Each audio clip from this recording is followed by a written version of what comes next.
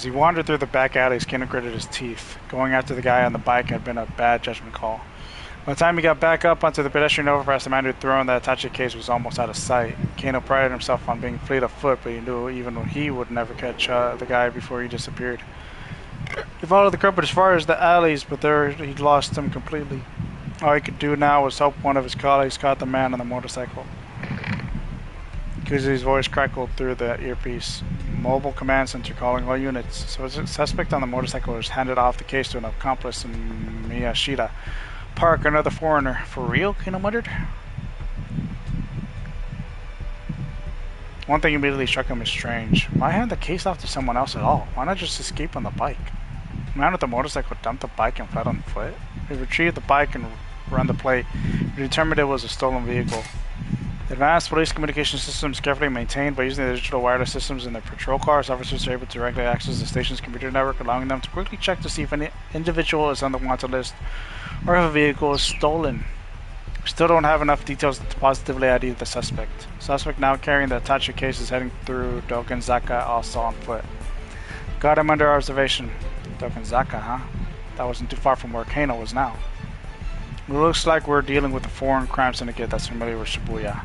All units head to Dokenzaka, but do not, I repeat, do not attempt to apprehend the suspect with the case. Let's see where he goes. Kano nodded to himself without knowing more about the crook's MO. Letting this guy go for now was probably the only right call. I just want you all to know one last thing, because his tone grew more solemn. Whatever happens, I know I can count on each and every one of you. Don't disappoint me. Over and out. Kano had the unsettling feeling that the message had been meant for him. Right, it's now or never. The sudden appearance of the syndicate and its bizarre actions were rapidly moving things beyond the jurisdiction of both the MPD and the local police. Mustering his resolve, Kano headed for Dokenzaka. I'm up. Kano pulled his cell phone out of his pocket. It was Rumi calling. She knew full well he wasn't supposed to take private calls while he was working a case. Maybe it was an emergency. He decided to pick up. Rumi? I'm sorry. Are you in the middle of something right now? Kind of. Is this an emergency? Well, yeah, so I'm in Shibuya right now, and Shibuya? Why did she have to be in Shibuya now of all times? So, my father came down from Nagano all of a sudden. What? Rumi's father, Shizuyo, has been staunchly opposed to the two of them getting married. Ooh. Kano had visited his home many times, but the man had never even deigned to meet him. Yeah, he told me to tell you he wants to meet with you. What? Now? Kano blurted the words out with more alarm than he'd intended. I told him you were busy working, but he said he'd wait. This can't be happening, Kano whimpered to himself. I'm sorry, I know he can be demanding. That's not the issue. Your dad offering to wait made it harder for him to refuse. Alright, Kano said, but I'll have to call you back later, okay? Really, I'm sorry. I'll be at a cafe called La Trek. It's by the train station. Let me hang up. For a long moment, Kano stood in a daze staring at his phone, as if keeping up with the case wasn't stressful enough.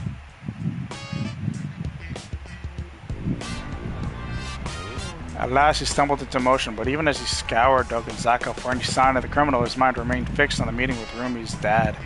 There was no way of knowing when he'd be done with his casework today, but could he really pass up on a once-in-a-lifetime opportunity to get her father's approval for her hand in marriage? Odds are that this will not be the only once-in-a-lifetime experience Detective Kano winds up having today. Maybe he could slip away for just a bit. There were plenty of detectives still tailing the suspect. Taking 15 minutes or so to meet with Shizuyo wouldn't be such a big deal, would it? This is rough. This is my big chance to go meet with Rumi and Shizuyo while I can. Right now, I got a job to focus on.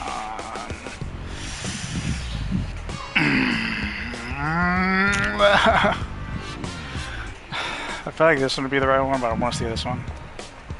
It's now or never, Kano decided. His future happiness depended on winning over Shizuyo. He might not have the opportunity later if the kidnapping case wound up going south. He just had to make sure he didn't linger too long. He was trying to decide the best way to save as much time as possible. When he caught sight of a taxi passing. Alright. He stepped out into the street to flag the cab down. The station wasn't too far away, but it would be faster to take a car than run there. The taxi screeched to a halt. Careful, buddy, shouted the cab driver through the open window. You're gonna get yourself killed. Looking more closely, Kano saw that there was already someone in the back seat. Oh crap. Getting considered the cab might be already taken. Still, he didn't have time to wait for another to come along. Kano leaning close to the back door of the taxi. Please, I need you to let me have this cab. Beggars couldn't be choosers after all. No way, snapped the passenger. He didn't seem the juvenile type. Please, I'm begging you here. Look, I'm in a hurry, pal. Get your own cab. I know how ridiculous it must sound, but please, this is really, really urgent. Urgent? This is a matter of life or death. Please. Look, I'm sorry, but I'm dealing with something urgent here too. Then let me ride with you. I'll pay for the whole fare. My entire future's on the line here. Sorry, buddy. It's life or death on my end too. I gotta look after me and mine. Kano could see this was going nowhere. Right, so sorry to trouble you. Kano stepped back in frustration. The taxi sped away. Kano scanned the area looking for other cabs. Instead, he spotted the man with the attaché case. What? It was a stroke of dumb luck, but Kano wasn't going to lose sight of him now. He decided to follow. Further up along Dokinzaka in the direction the perp was heading was where Yamate Dori joined Route 246. You think I was planning to meet up with a getaway car? No, wait, hold on. If that were the plan, why would the gang have just ditched the motorcycle earlier? Kano started tailing the man, racking his brain all the while. Suspect turned down a narrow-sided road. He wasn't heading toward Yamate Dori or Route 246 at all, but back towards Shibuya Station. What in the world was going on? It's starting to feel like the crooks were just messing with the investigation team. Kano radioed Kuze on the wireless. The police wireless system is digital in order to make transmissions more difficult to intercept. There are several different channels available, including the basic local channel, a common channel for contacting other nearby patrol cars, channels assigned to specific precincts, action update channels for riot squads, and so on. There is also a separate channel specifically for kidnapping cases not on the standard wavelengths. Sir, I don't think there's any point in seeing where this guy leads us anymore. It's not your call to make. Keep watching him. Sir, this is a waste of time. That girl might be in danger if Kano's argument was cut short as he saw the man hand out the attaché case to yet another foreigner. Again? How many times were these criminals going to pull this trick? The detectives broke into two groups to follow both of the men. You guys just playing a wild goose chase. Kano followed the man with the attaché case, who eventually led him back to the area around Shibuya Station. Rumi and Shizuyo would be waiting at a nearby cafe right now. Kano tried to remember the name. That's right, it was called La Trek. The name of the cafe where college student Ryoko Kakinuma works as a waitress. Named after 19th century French painter Henri de Toulouse-Lautrec. He created numerous works, including many posters, book illustrations, and book covers, which are highly regarded in the art world. He kept his eye out for a place by that name as he tailed the target. Before long, he did spot the cafe. Its large plate glass window offered a view of the cozy interior. Sign out front read La Trek. Looked like this was the place. The man with the case was at the intersection waiting for the light to change. Kano took the opportunity to peer inside. He spotted Rumi right away. She was facing away from him. So the man seated across from her must be her father. Kano realized he'd never even seen a picture of him. Shizuyo grew organic produce up in Nagano nowadays, but until 2 years ago he'd been a detective with the Investigation Division. MPD Investigative Division responsible for handling crimes such as murder, kidnapping, and arson that take place within the Tokyo metropolis. Truly exceptional officers are assigned to this division. They are regularly dispatched to various regional task forces to aid investigations where their talents and experience often prove critical. The position of Section Chief is traditionally given only to dedicated personnel, well versed with crime scenes and organizational administration. Rumi looked up to her father for his distinguished police career and always spoke quite highly of him. Kano had figured that if he became a policeman, Rumi might appreciate that. It was this simple impulse that had led him to join the force. He had also figured that public servants could stay afloat even in times of recession, and that his physical training would serve him well in such a line of work. Once he was a policeman, he thought he could approach Shizuyo with his head held high and ask for his blessing in marrying his daughter. But after Rumi graduated from university, Shizuyo had up and retired from police work.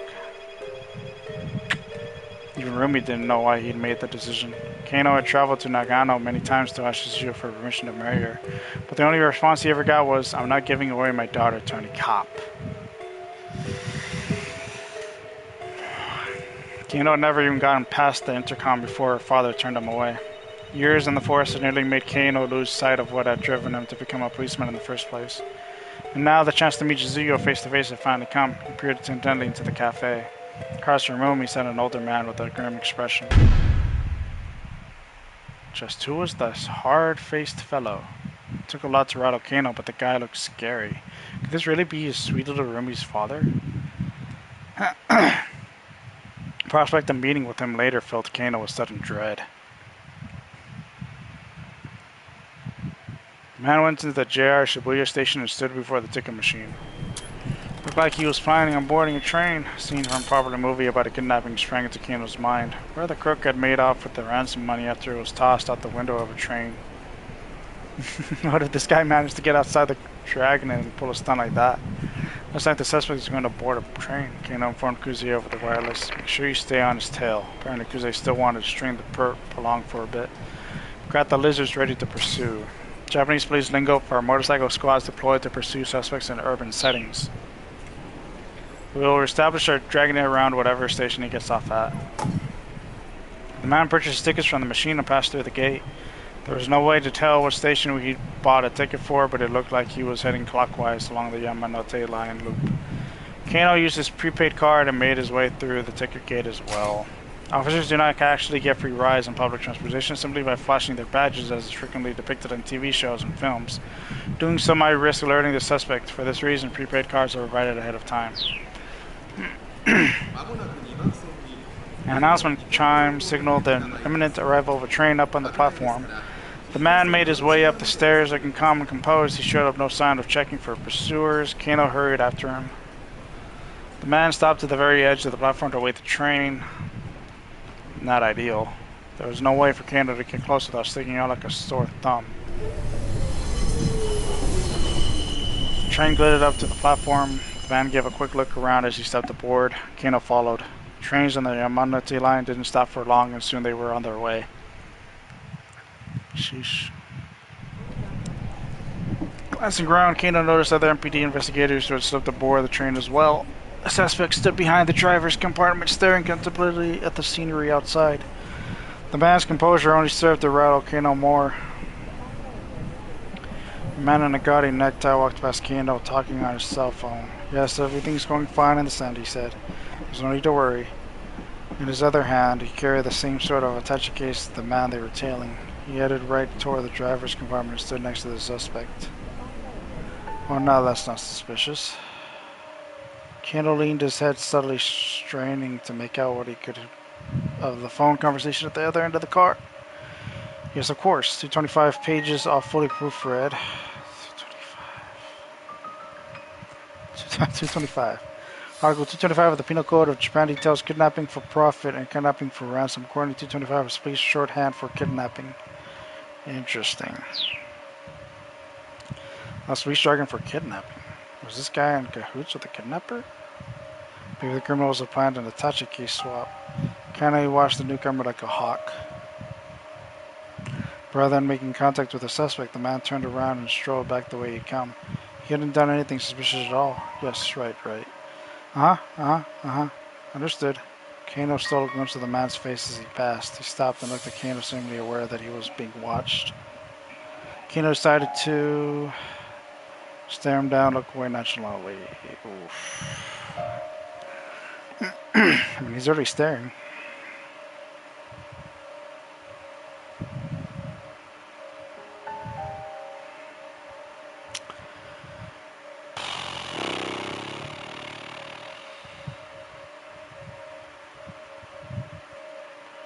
Let's go stare him down. Kano decided to stare him down. My apologies, the man said. Shut his phone with a click. I know it's rather rude to talk on one's cell phone when you're on a train. It's just common decency. The man affected a smile, then headed back to the car from which he'd come. Sheesh, guess I overacted. Gotta stop staring at everyone. An oddly dressed passenger murmured into Kano's ear. My God. Get into your surroundings more. Sasayama, when'd you get here? His partner had somehow found time to change his disguise. The steely expression on his face was at odds with his anime nerd getup.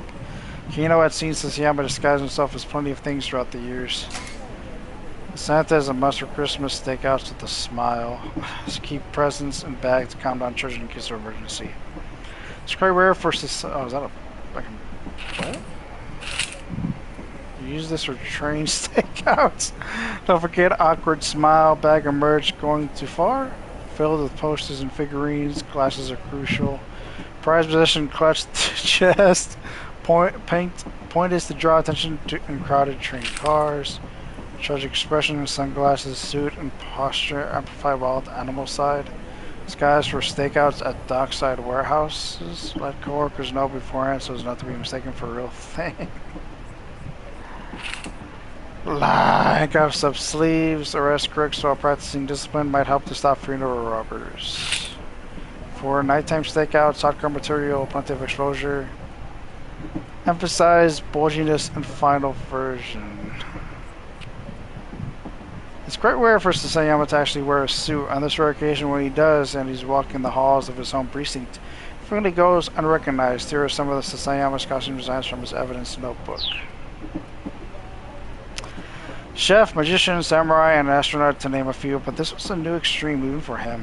When he first joined the force, Kano had found Sasayama's costume and tactics amusing, wondering where he managed to find his outfits, but lately his quirk had become tedious. You like the ocean? Huh? Never mind. Sasayama pulled a small bottle from his breast pocket. Drink this while you can. Guessing you haven't eaten? Huh? What's this? The least I could do?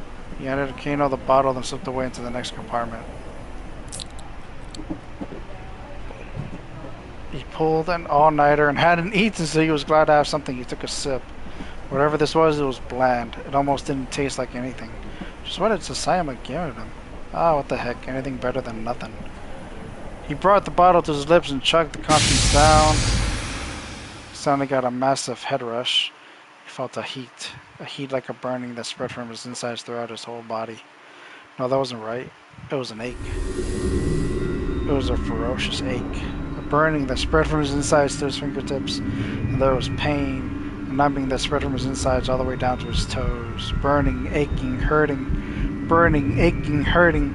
Burning, aching, hurting. Twitchy, itchy, dizzy, slippy, chilly, willy-nilly. This was not good. This was super duper not good. Broke into a cold sweat, his forehead drenched, his body damp and clammy all over. He felt his grip on consciousness slipping. Sasayama, what the hell did you do to me?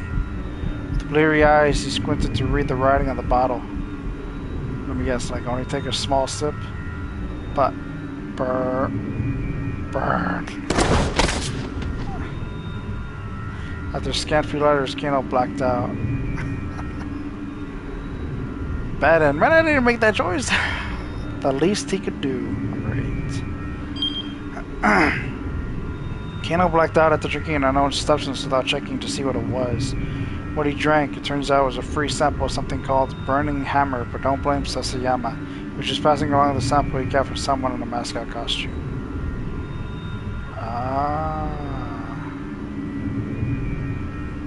Okay, so at least I know what to do next.